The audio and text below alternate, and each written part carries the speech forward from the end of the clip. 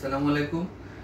আমরা আজকে বাচ্চাদের মাথার একটি নতুন আরেকটি রোগ সম্পর্কে কথা বলবো।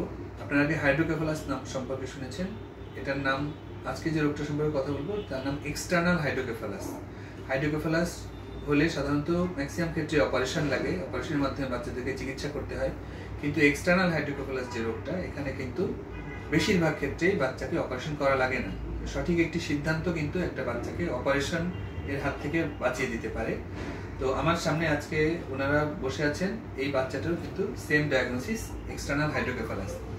আপনি যদি একটু বলেন আমাদেরকে যে আপনি প্রথম কবে আসছিলেন আমার কাছে দেখাতে? প্রথম আসছিলাম হচ্ছে এই বছরের জানুয়ারি মাসে। তখন বাচ্চার বয়স ছিল 4 মাস। আচ্ছা, তো আপনি কেন আসলেন বলেন তো? ওই সময় কি সমস্যা বুঝে? আপনার যমজ বাচ্চা, দুইটা বাচ্চা। তো আমার একটা বাচ্চার তুলনায় ওর হচ্ছে মাথাটা বড় হয়ে যাচ্ছিল। তখন হচ্ছে আপনার সময় কম। আচ্ছা, এই মাথাটা বড় হয়ে যাচ্ছিল দেখে আসছে। তখন আমি আসার পরে বাচ্চাকে দেখে একটা সিটি স্ক্যান করালাম। সিটি স্ক্যান করে আমরা সিটি স্ক্যানে দেখেছি যে রোগটা, তার নাম আমি বললাম যে এক্সটার্নাল হাইড্রোকেফালাস, এবং মাথার মধ্যে তখনই পানি জমা ছিল, কিন্তু বলা হয়েছে যে এটা অপারেশন করা লাগবে না, অপারেশন বাদে ধীরে ধীরে ভালো হয়ে যায় ম্যাক্সিমাম ক্ষেত্রে।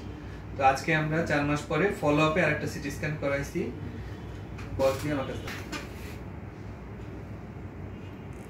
আজকে আমরা ফলো আপে সিটি স্ক্যান করিয়েছি এবং দেখা যাচ্ছে এটা তার আগের সিটি স্ক্যান। আগের সিটি স্ক্যানে মাথার, এটা তার ব্রেনের বাইরে কালোটা সম্পূর্ণ পানি, অনেক পানি মাথার মধ্যে জমা, এবং বাচ্চাটার মাথা বড় হয়ে যাচ্ছিল।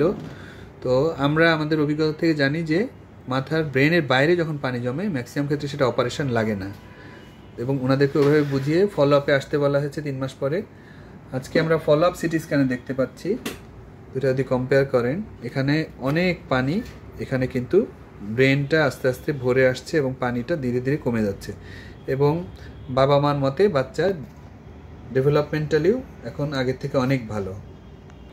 তো আপনার বাচ্চা এমনি আগের থেকে এখন তার ডেভেলপমেন্টাল বা অন্য যেসব কার্যক্রম, এগুলা কেমন? আগের তুলনায় এখন কেমন? এখন পুরোপুরি স্বাভাবিকের মতো মনে হয়। ধন্যবাদ আপনাদেরকে আমাদেরকে সহায়তা করার জন্য। ভালো থাকবেন।